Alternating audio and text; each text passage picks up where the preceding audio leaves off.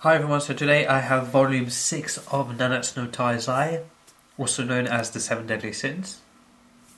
Looking at the front cover, we have Elizabeth and Meliodas.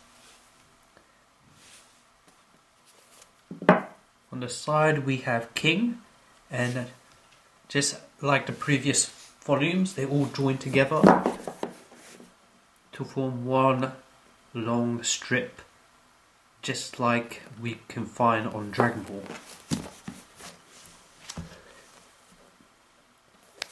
On the back,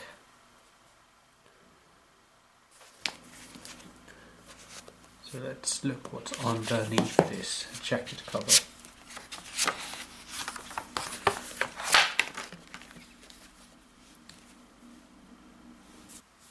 On the front cover we have artwork of Veronica when she was a child.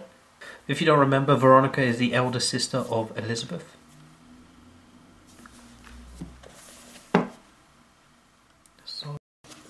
And the back we have the village of Baizal, where this whole festival, the tournament, and where everything in this volume actually occurs.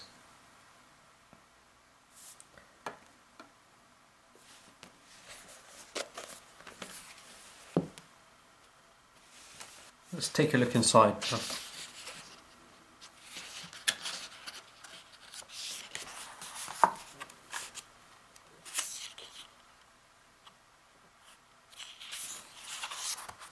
This volume covers chapter 38 to 46, and it does not contain a side story compared to the previous volumes. So chapter 38. Carrying on from the last volume, Hauser and Diane are beginning their fight. Or they're already halfway through. If you remember, Hauser was giving Diane a beating, and the reason why Diane wasn't fighting back was because she didn't want to destroy or damage Elizabeth's clothes that she borrowed from Elizabeth. But as Hauser did damage it, she got angry and now she's fighting back.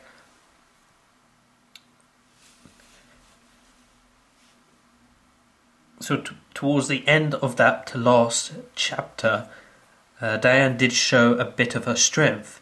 And here we see that Hauser is almost amazed at Diane's strength and decides to take this fight seriously now.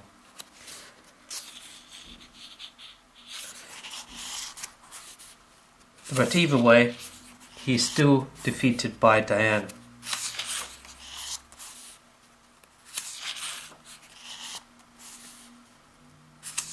Like so.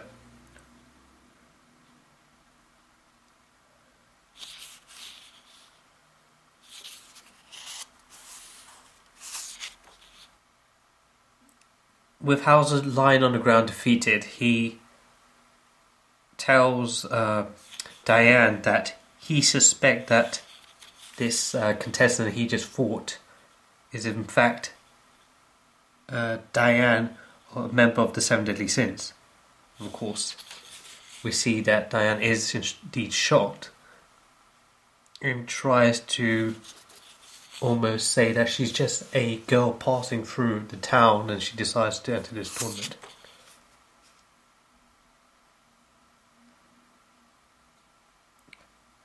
But either way, that fight ends there.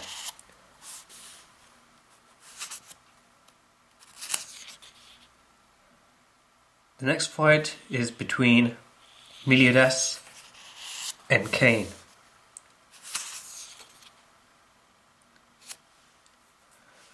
If you do not remember, in the first round Meliodas fought Ban and Cain fought King.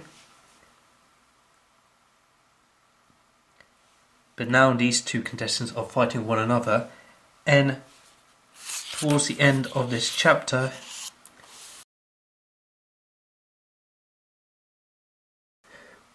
we find out that Cain is a holy knight from the kingdom of Nanatsu.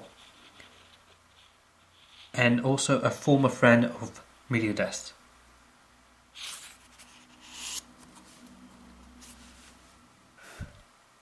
Going on to chapter 39.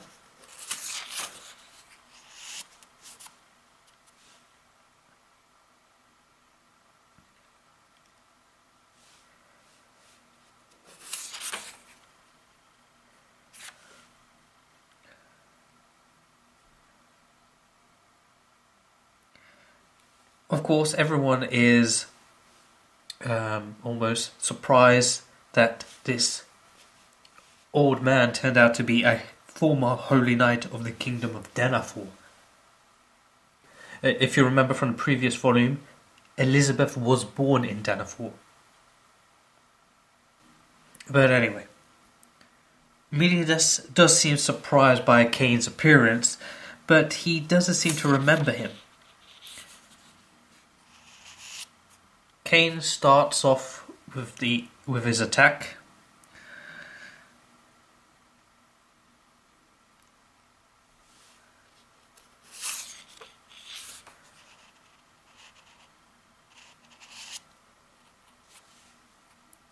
And we see that Cain is going at full strength. He wants to he wants to kill Meliodas. Because Cain believes that the reason that the kingdom of Denethor was destroyed was because of Meliodas.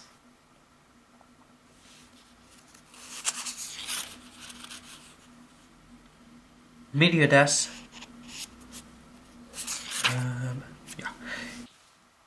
Meliodas lets Cain attack him with his power, possibly due to guilt, but in this last attack right here, he stops it,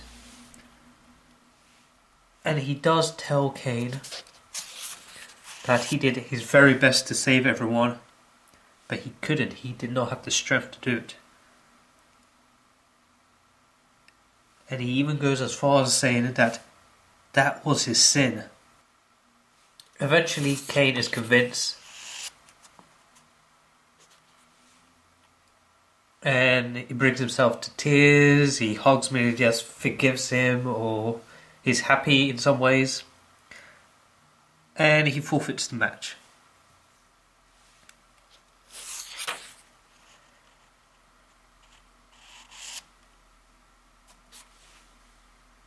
Right. Now that the semi-finals have finished, the final is about to begin between Diane and Meliodas.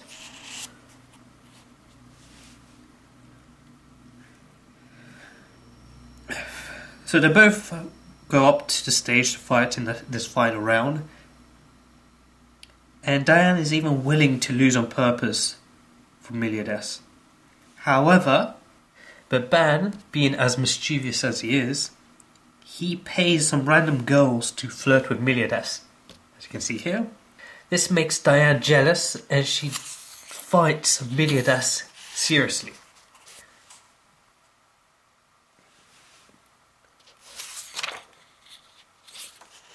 That takes us on to chapter 40.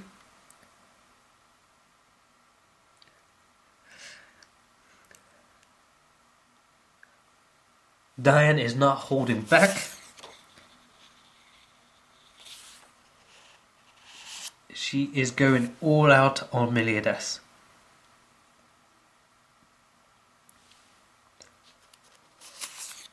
And we see that, in fact, Diane was holding back when she was fighting Hauser. And we see her true strength, at least in this form, for the first time.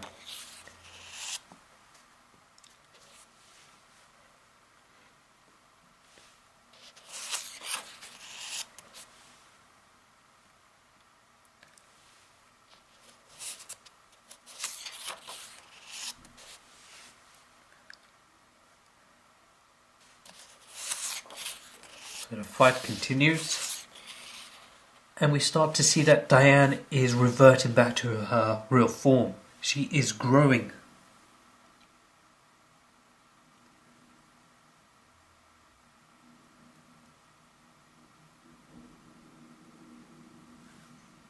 However, this doesn't stop Diane. And the fight continues until Diane and Meliodas, along with the other members of the Seven Deadly Sins, sense something approaching Basil. So what they do is they reveal themselves as the Seven Deadly Sins. And they tell everyone there at the festival, tell them to run, to leave, or they will destroy Basil.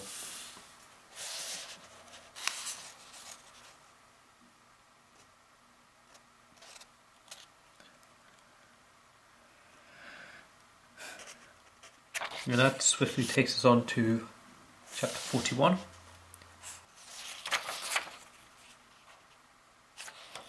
Of course, everyone is shocked by this, especially Elizabeth. Why are her friends acting like this? And then we see the reason why Meliodas told everyone to run. They were coming under attack. Basil was coming under attack by none other than Gila and Jericho.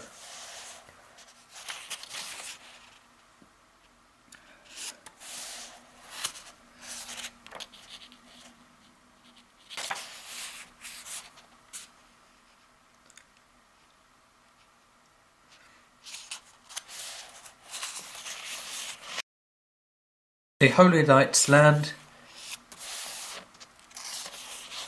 and the Seven Deadly Sins decide to split up in order to fight these Holy Knights while saving people around Basil.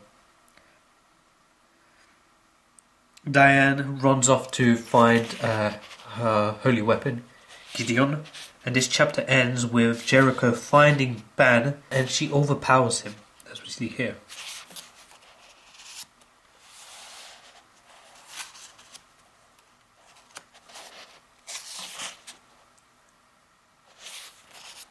Chapter 42. Meliodas meets up with Gila, and their fight begins.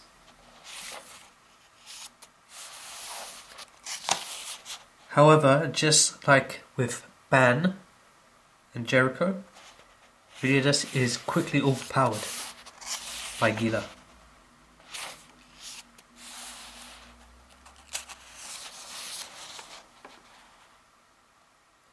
This doesn't look good for them, for these two.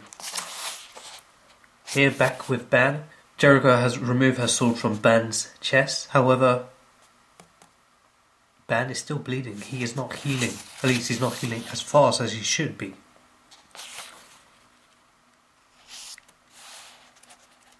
So we see that Ban is having a lot of trouble as well.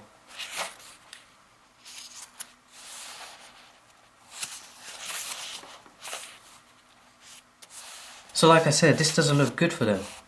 That is until King shows up to save the day once again.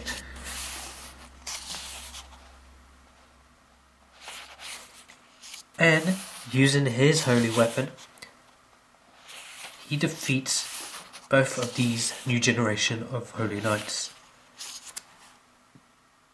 Like so.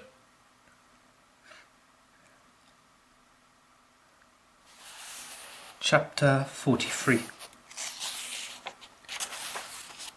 King tells the two holy knights that if they fight back, he will kill them.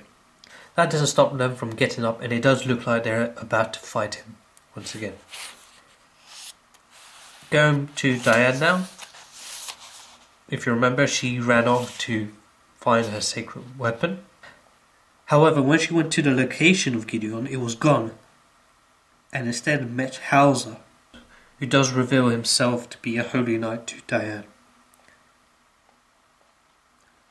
Hauser does also question Diane's goal, her objectives. Then, another holy knight appears. Right here. His name is Marmos. At this point here, Diana had just rescued, or was rescuing, an old man. But Marmos attacks Diane with his power of gravity, so much so that the ground beneath Diane falls. But just before she falls, she does manage to throw the old man in House's direction to save him. And it does show on House's face that he starts to realise that maybe the 7 deadly sins, or at least Diane, doesn't seem to be as bad as everyone believes they are to be.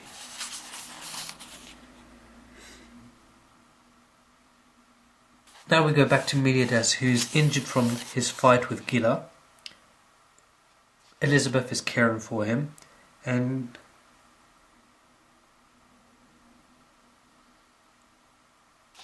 we see here that Elizabeth has put this kind of necklace around Meliodas' neck.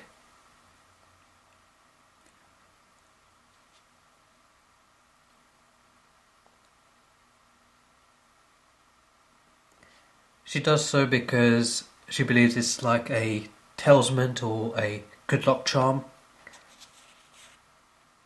and hopes that Meliodas will recover quickly. At that point, her sister Veronica and her bodyguard Griamore find Elizabeth. Eventually Elizabeth does grow back to her normal size. Veronica and Elizabeth do talk, and Veronica wants to take Elizabeth back to Lyonesse, which is the capital of this kingdom they're in Britannia.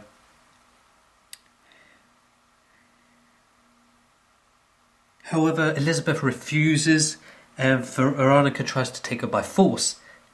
Meliodas stands up between them, and he promises to protect Elizabeth with his life.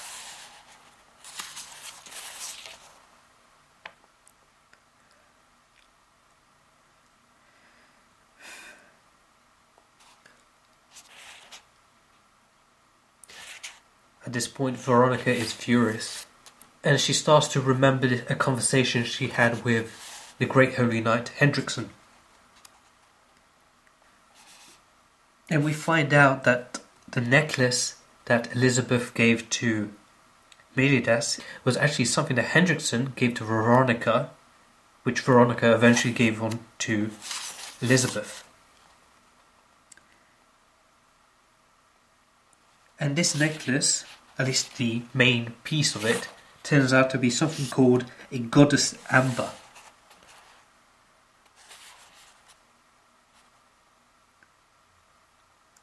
And in her fury, Veronica activates this charm almost, and it seals Meliodas inside it. The only catch to this charm is that it can only seal away a being of evil. That takes us on to chapter 44. So Meliodas has been sealed within this crystal prison. Veronica stands victorious, and she even tells Elizabeth that she saved her from this evil being.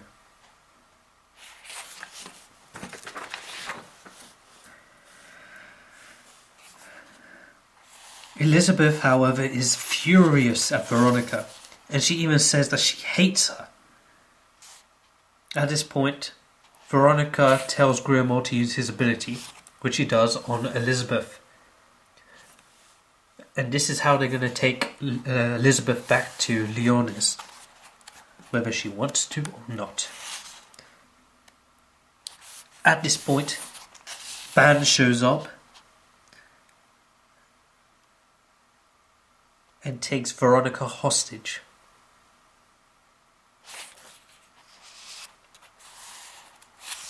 Now we go back to King.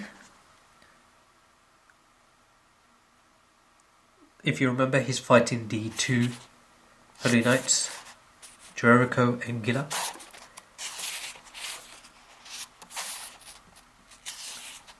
He doesn't seem to have much problem fighting them. Remember, he's the only member of the Seven Deadly Sins that does have his sacred weapon.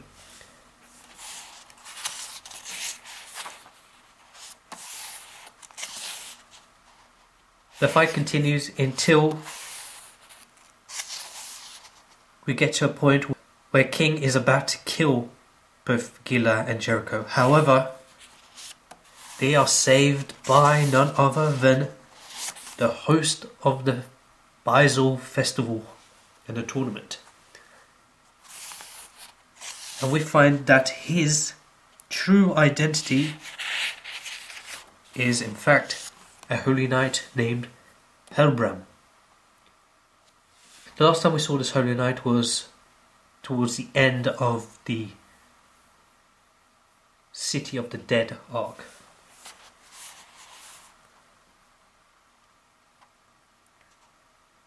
Now we go on to chapter 45.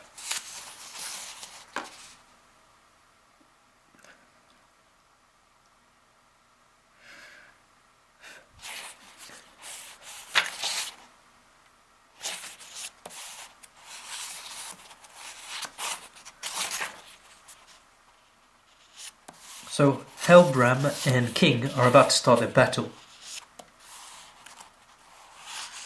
And we find out that Helbram is in fact an old friend of King, who King believed was dead all this time. And throughout this chapter we see that Helbram overpowers King.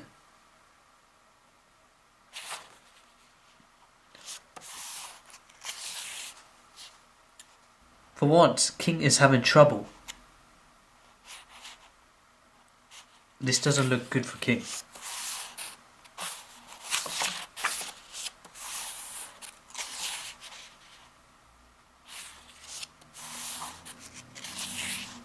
And finally here on this page we see the face of Helbram. Now going back to Elizabeth, Veronica, Guillermo and Ban. If you remember, Ban had taken Veronica hostage and demanded that Meliodas and Elizabeth be released. At this point, Jericho and Gila appear. And Gila informs Princess Veronica that she will be taking Elizabeth back to Lyonesse. However, Veronica refuses Gila's orders, which annoys Gila. Gila even goes as far as saying that the princess has no say in the matter, as the Holy Knights rule now, and they have no problem with killing Elizabeth or Veronica.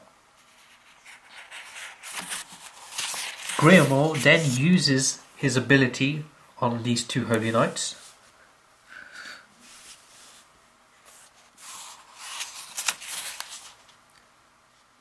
And he does this in order to give Veronica and Elizabeth a chance to run.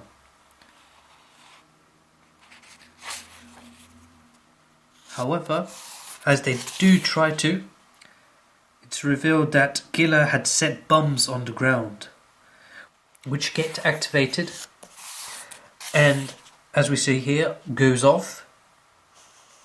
Veronica manages to push Elizabeth out of the way of the explosion, but she herself dies from the blast. That takes us on to the final chapter of this issue, chapter 46.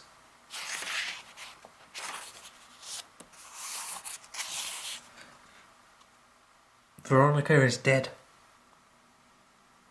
Elizabeth and Guillermo start to grieve for Veronica, and as a result,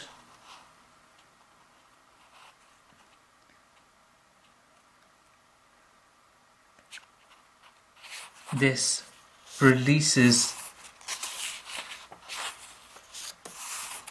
Gila and Jericho from Guillermo's ability.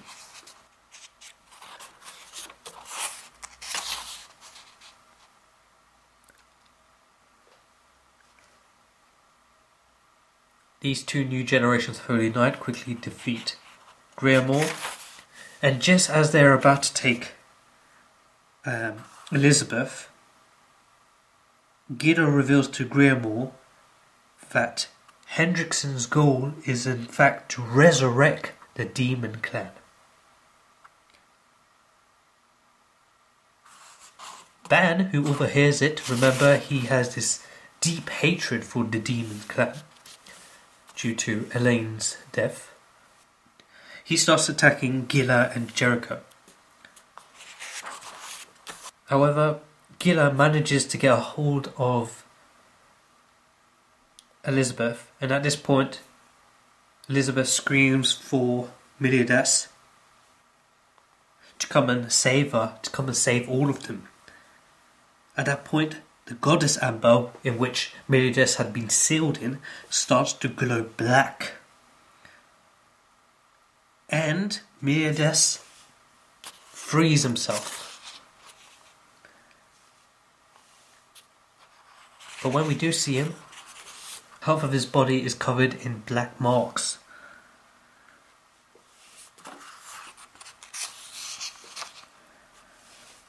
Gila is puzzled. How did Meliodas free himself from this goddess amber? Meliodas at this point sees his sword being held by Gila, as we see here. And what he does, he goes and removes Gila's hand.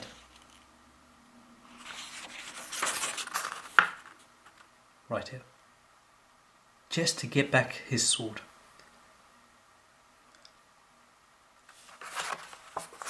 And that's where this volume ends.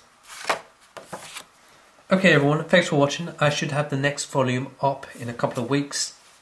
I'll try and stay ahead of the anime if I can. Thanks for watching. Bye.